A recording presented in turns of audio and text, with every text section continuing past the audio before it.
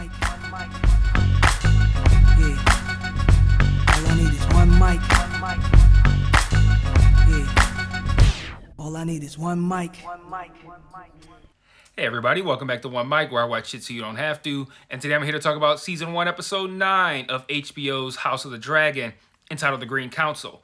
But before I get started talking about this episode, I want to talk briefly about social media because, I'm going to be more active on the social media pages that correspond with One Mic. As you can see in the Chiron below here, I've had my Twitter handle in there the whole time at One Mic Network.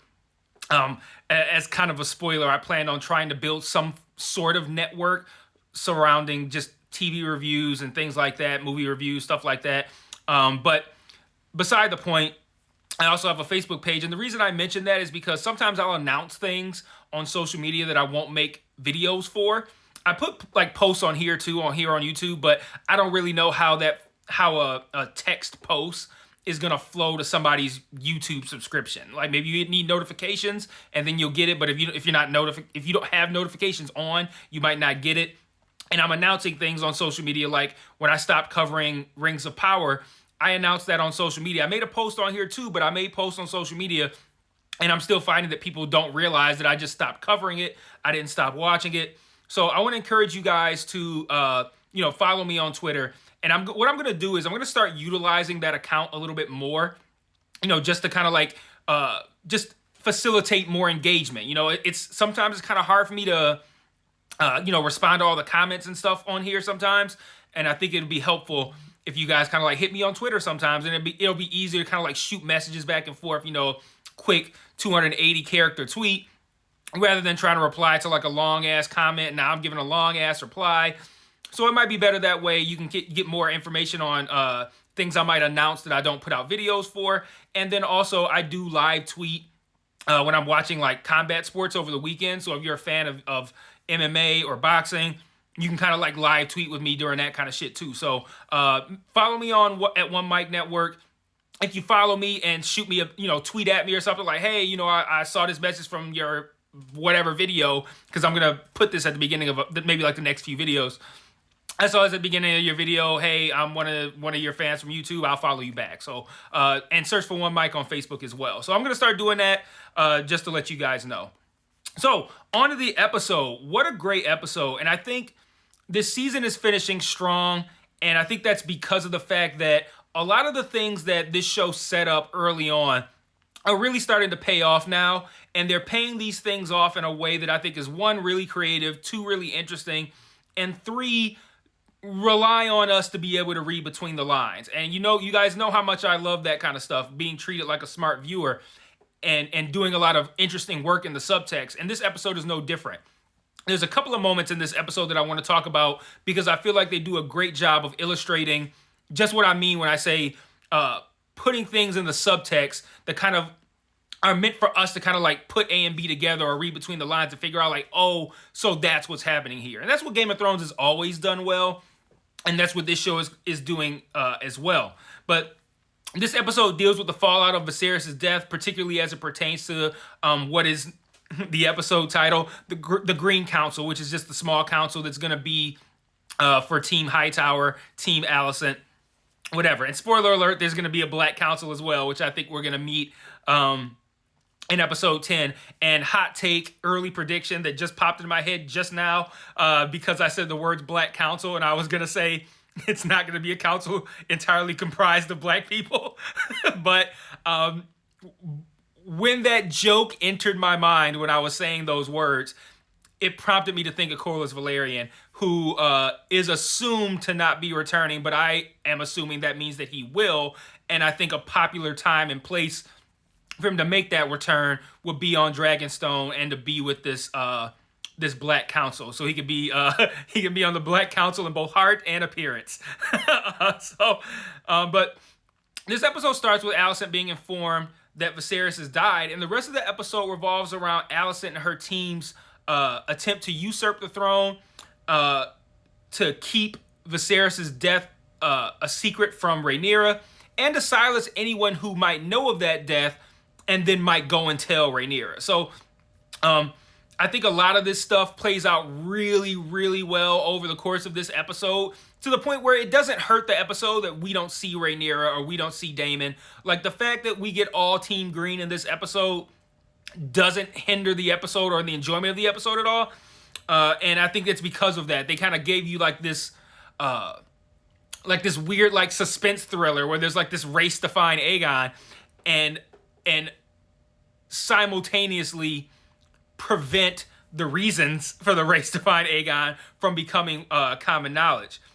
Like, I want to start by talking about Alicent's naivete last week, or at least not Alicent's naivete, but our question of her naivete, right? Because I posed a question at the end of my video last week.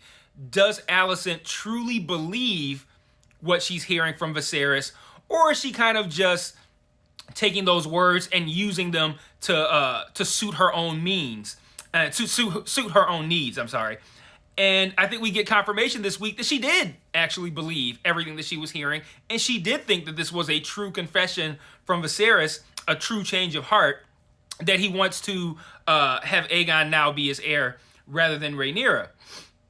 But we also find out at the small council that Otto and the council have been planning this the whole time, and that turns out to be shocking to Alicent. She didn't see this coming. She's the whole time. And again, I think this does now kind of paint Alicent as naive, one that she would believe that Viserys changed his mind at the last minute and would only tell her on her deathbed, and believe that telling other people that is going to result in anything other than laughter or an eye roll. Like, hey, he told just me on his deathbed that he changed his mind about the thing that he's been very steadfast on the past 20 years. Believe me, I swear that's what he said. And she believes it, and she believes that that's not dumb as fuck to tell other people that and that they're going to believe it.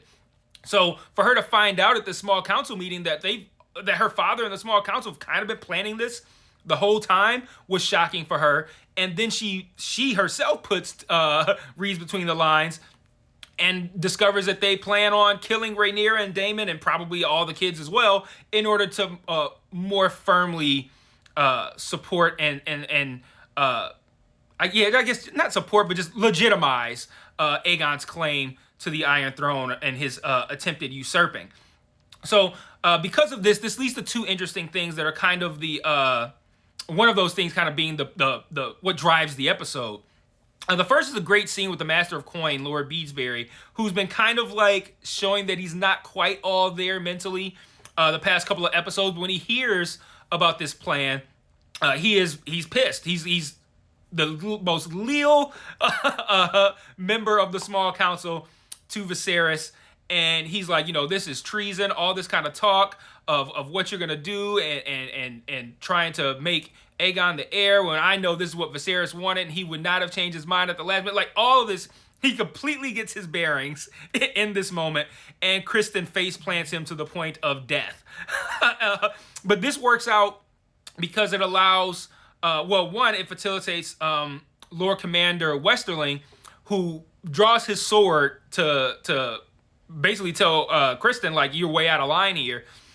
And then he decides that he's going to step away, removes his white cloak, he's out. This puts Kristen in as Lord Commander of the Kingsguard, which, side note, is not in line with what happens in the book, I believe. But this puts Kristen as the new Lord Commander, which is obviously going to work really well for Alicent. But more importantly, the second thing is that this sets into motion the race for Aegon. And that's what I kind of like constitutes most of this episode here. So we're going to talk about that, the two races for Aegon, who's involved, how it plays out, and how this is going to, I think, fuel the events of the finale. So on one hand, we have the twins that I mentioned last week who didn't really get much screen time last week, but they had the one line where Alicent confuses one for the other. And I said in my video, I'm like, these guys got to be relevant in the future, right?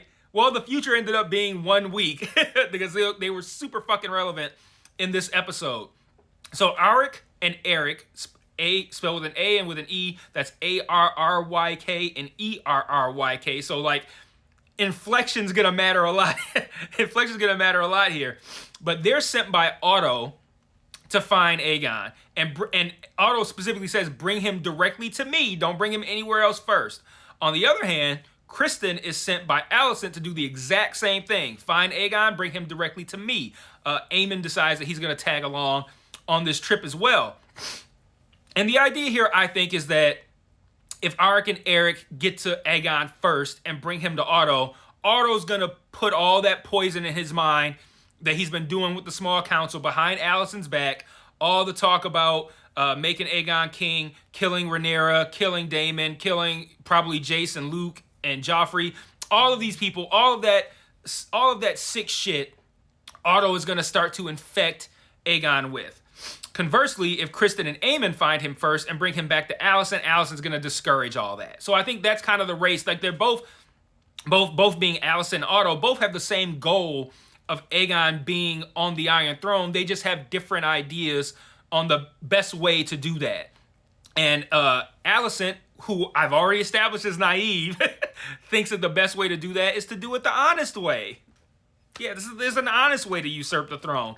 And Otto, being a little bit more realistic and cunning and someone who belongs in this world of ice and fire, knows that he's going to have to put Rhaenyra's people to the knife, to the sword, if he wants Aegon's claim to be unchallenged.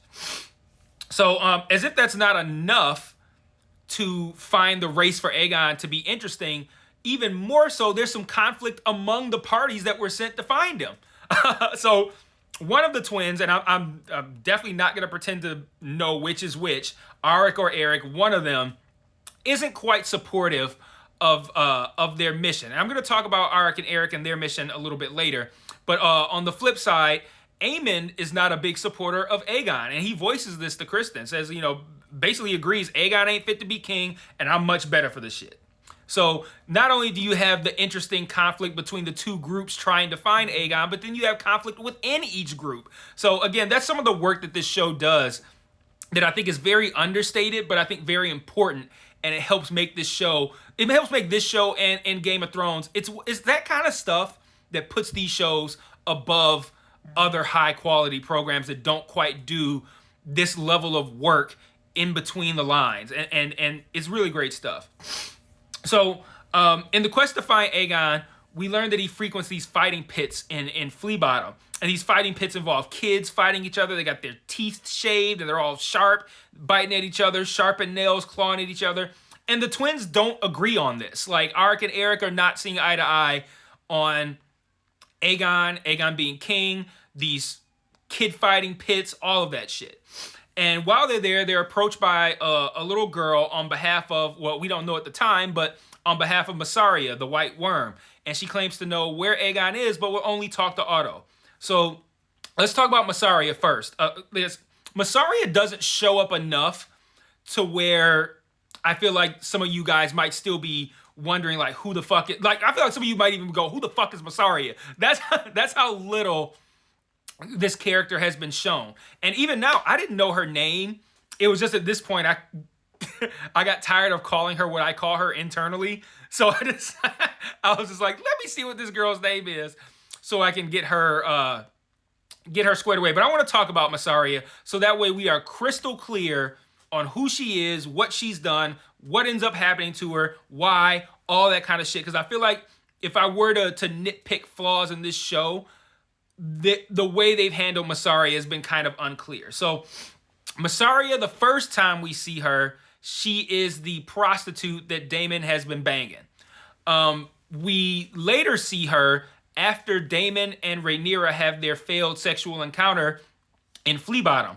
Rhaenyra goes, I believe, back home, and Daemon goes to her place.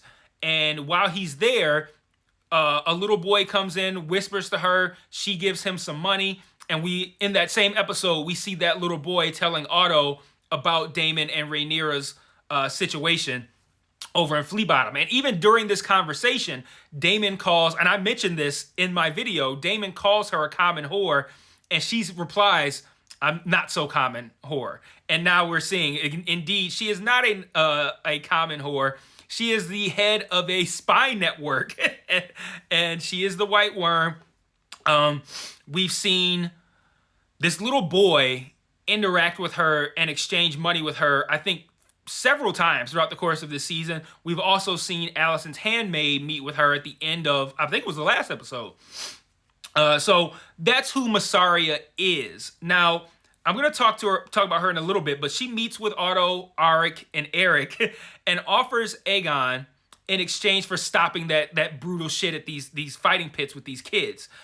Kristen and Aemon also see this meeting from afar, so they know that this meeting is happening, and they then presumably will be following Arik and Eric after this meeting ends. But I think this is a good time during this conversation about Mysaria to talk about Larys. So Larys shows up in Alicent's room and mentions this web of spies. I pointed to my notes as if you guys can see that. Like, he mentions this. He mentions this web of spies that's led by this white worm who is Mysaria. Like I said, we've seen the little boy talking to her. We've seen the handmaiden talking to her. And he says that Otto allows this group of spies. He knows about them and he doesn't care. He doesn't probably utilize it. We know he utilizes it because we saw the little boy giving him information. And Larys says that they have to, if they want to stop this web of spies, because one of her handmaids is one of them, if we want to stop this web of spies, we have to cut them off at the head, which implies that Mysaria needs to go. And during this entire conversation, we learn that in exchange for information, Alicent gives Larys a little bit of a foot job, not a literal foot job, but like I love the progression, because when I'm watching this scene, she sits down and immediately takes her shoes off and puts her feet up on the table with socks on, and I'm like, what a weird thing to do. Like, why is this happening? And then I'm like, but like they don't mention it, so I'm thinking like, okay, am I not supposed to be noting this? Like, what is going on here? And then she asks him a question, and he makes a face as she takes her socks off. And I'm like, oh, I get this now. And then when it's time to get to the point of handling the head of this web of spies, how she puts her feet up on and turns her head away so she doesn't have to see him jerking off to look at her feet. And that's how we find out that Mysaria's got to go. So after she gives him some feet to jerk off to, we later see one of his guys, one of the hooded guys, same one of those three that did the job on the Strongs. We later see one of those guys walking away from a burning home, which I think we are meant to assume is Mysaria's house, where Daemon was at in episode, what was that, probably 4. I think we are now meant to assume that Larys sent one of his guys to, because this was what was agreed upon when she showed the feet to let him to jerk off to him. It was basically like, hey, you're going to handle this spy situation, right? And he's like, if you give me some feet to jerk off to, maybe I will. So that's what ends up happening. We see this house on fire, and I think we're meant to assume this is Mysaria's house. I'm not going to go so far as to assume that she's actually dead and this was successful, because we don't see her in there like we did with the Strongs, right? Like we saw... we saw Harwin and Lionel dealing with the fire and the locked doors or whatever. So, and then we see burnt bodies being taken out. So we were given enough information to assume that this was successful. And I think now also this is a trend, that this is how Larys and his people kill others, by locking them in the rooms and setting their house on fire. But we didn't see Mysaria struggling to get out of this room or this house. We didn't see a burnt body being taken out of there. So I'm not willing to go so far as to say that they successfully killed Mysaria, but I am willing to say that this was the intention. This is how it played out. Alicent asked Larys to handle this spy situation. He said it needed to be cut off at the head. She says, you got it, right? He says, I do, if. And she's like, all right, I got you. He jerks off to the feet, sends his guy, and they successfully or unsuccessfully try to burn Mysaria alive. That's where I think we're supposed to get out of this. So if you're unclear on the Mysaria shit, there you go. I hope you got it. If you have questions, you can put them in the comments or tweet me like I told you to at the beginning of the video. And then I'll get you a follow back, assuming you do it. So back to the Aegon situation. Once he's retrieved by A&E, I'm just going to call him A&E, like the channel, Arik and Eric, they're confronted by Kristen and Aemon, who, like I said, presumably followed them after this meeting. Kristen... Well, actually, did I talk about... No, I did talk about that. So, A&E find Aegon... I assumed, imprisoned underneath this sept or whatever. They find him, they take him out. Kristen and Aemon show up, and they have a fight. And I mentioned earlier that one of them, Arik or Eric, like shows that they're not bought in on this situation, and we see one of them watching the fight happen, leaving his brother to deal with Kristen and Aegon alone. And that allows Kristen and Aegon to win, and they win Aegon, who is then taken to Alicent. And now that she has him, she declares that Rhaenyra is to be sent terms rather than killed, and later tells Aegon on the way to the coronation that he is not to kill Rhaenyra either, even if Otto tells him to. So, real quick, I want to talk about another scene before I talk about how this episode ended. I want to talk about another scene that I think is another good example of what I think the show does well. Again, giving information in the subtext. There's a scene where lords are brought in who have pledged for Rhaenyra in the past, I believe, and they're given the opportunity to pledge fealty to Aegon. And some of them kneel, some of them don't. Some of them then change their minds when they see others kneeling. And it's an interesting situation. And one in particular changes his mind, but only after he sees a woman who didn't change her mind being taken away. And I think that guy is going, okay, I see what happened to that person who didn't change their mind, so I am now going to change my mind. And then that guy then bends the knee. But he looks very suspicious when he does it. And we then later see this guy preparing to leave. And I think we are meant to, at this point, this is what I put together, we are meant to believe that this guy only changed his mind because he saw what happened to old girl, and he's like, I want to live to be able to warn Rhaenyra. So he fakes fealty in that moment, and his plan is to leave the castle and go tell Rhaenyra about what's going on. Otto and them piece that together. They capture the guy, and we later see him hanged in the courtyard. Let's see. I also want to talk about what they did with Aegon in this episode too, because I thought this was interesting. And this is generally how you end up building these characters who start off kind of unassuming, unintimidating, feel like they're not really a factor, and then they become a big fucking factor. This is how it happens. Aegon's never shown any interest in being king, and I think it's because he feels second rate. You know, he's got a woman that has been named heir ahead of him. He feels like his mother doesn't support him. I mean, Alicent called him no son of hers in an earlier episode. She's been shitting on him the whole time, basically calling him dumb for not acting right and doing things that are meant to facilitate him being king. Like, he just doesn't feel any real love and affection. He feels second rate to both his mother and his father. But once he gets the dagger, once he gets the sword, once he goes through this whole coronation, walking through these, even once he's walking to the stage and you see the swords that are in the little teepee shape and they're like going up and down, all this kind of shit. Even then, he still doesn't feel bought in. But you could tell he gets bought in once he gets on that stage. He's named king and all the people start cheering.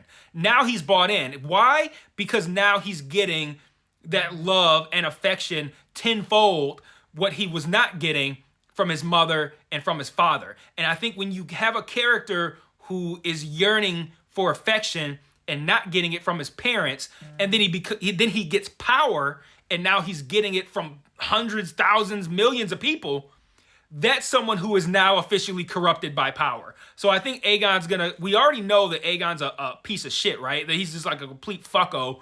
Now he's a fucko with power who appreciates that power and appreciates how he can wield it and use it to get satisfaction and I was about to say redemption, not redemption, but validation of himself from people who are not really loyal to him, but they are only loyal to him because of who he is, but he doesn't care about that. He just cares about getting this love and validation from all of these people. That's how you make someone who's a really shitty, corrupted by power king. So it's going to be interesting to see where Aegon goes. Is it going to go in a direction where he's going to become king and stay king, and a shitty person is going to be emboldened by power and affection and love, even if it's by way of fear? Or is Aemon going to kill him and take the throne for himself somehow? But interesting stuff with Aegon. So I like what they did with him here. So finally, we end the episode, and let me just say, when I'm trying to think of the moment. I remember now. So Aegon gets on the stage. they're going through the whole coronation, and Rhaenys is out there. Rhaenys earlier had been locked in her room, so she couldn't get out and potentially tell Rhaenyra. At the same time as they were taking like all the servant people and locking them up, so they couldn't spread the word about Viserys' death. Later, Alicent and Rhaenys meet, and they try to have a conversation in which Rhaenys even mentions like, "You didn't entertain being on the throne," and Rhaenys ends up being freed by Arik or Eric, one of the two, and she ends up at this coronation, and she ends up in the crowd. And then during this coronation, we see her leave and go out like a side door and head downstairs.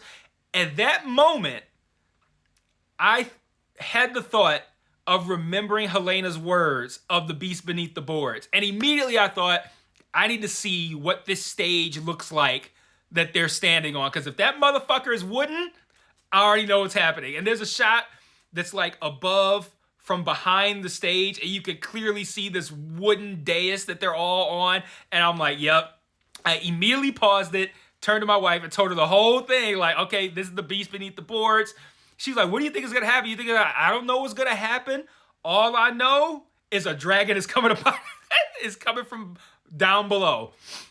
And you know, I mentioned I mentioned like being on a ship last week, because I'm thinking like wood beneath the boards. I was like, it makes sense that it could be like below deck on a ship. There's no way I would have thought like maybe Aegon's gonna be coronated on a wooden dais. Of course, why would I think of that? But as soon as I saw her go downstairs, and I thought like, wait a minute, they're standing on some sort of stage. Let me see if it's wooden, because if it is, you know. And I sure enough, I paused it. I told her the deal. I'm like, I don't know what's gonna happen, but a dragon is coming up out of that ground. Sure enough, Rhaenys comes up through the ground. Does not take the opportunity to Dracarys the entire stage, which would have effectively ended the entire show. The dragon roars right in Alicent's face, who is shielding Aegon from the dragon, as if that would have mattered. And Rhaenys decides to do nothing, and she leaves and takes off, presumably to tell Rhaenyra everything that has happened. I think people are probably going to have multiple interpretations of Rhaenys' actions in this moment.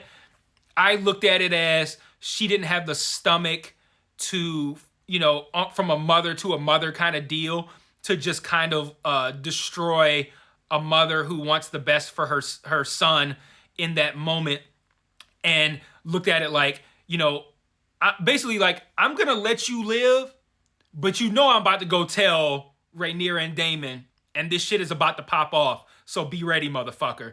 And I think that's what happened here, is she was essentially giving a pass, but letting it be known that shit's about to pop off. So that was my kind of interpretation of that. So that's my thoughts on the episode. I hope everyone's super clear on Rhaenys, Aegon, Mysaria, all of those things that I think might have been a little bit questionable given the way this show does, I think, maybe overly lean into the idea of giving the audience the ability to read between the lines. Like there's some things that maybe you could say that might make it a little bit easier to follow, but I hope if you were questioning anything coming into watching this video that I've answered any questions you might have.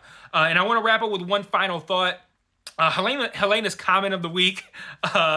There's nothing that felt like a prediction. She talks about how kids always want some shit that other kids have just because they have it, which plays out, I think, in the Aegon and Aemon dynamic. And I think it could be like a roundabout way of predicting that Aemon is going to actually make a play at the throne / crown, even though his brother currently holds it. I think that's what that's meant to tell us. But you know, I see that dynamic at home all the time. I got 4 kids, man. Like I see it surrounding toys and not thrones, but that's definitely a thing. Wanting something solely because the other person has it, yeah, that's 100% a thing. So I think that even though it's not presented in that beware the beast beneath the boards, kind of like a prediction kind of thing, I think that is meant to speak to the idea that there's going to be some conflict between Aegon and Aemon over this throne, and that Aemon wants it because the other kid has it, and the other kid ain't fit for it. Like, you got this, and you ain't even good enough for this. You don't deserve this. You ain't built for it. I'm built for it. It belongs to me. I should have it. Now it belongs to me, but I should have it. That entitlement, like I'm better for it. I think that's what we're gonna see play out. So, like I said, let me know if you have any questions. Let me know what you thought in the comments.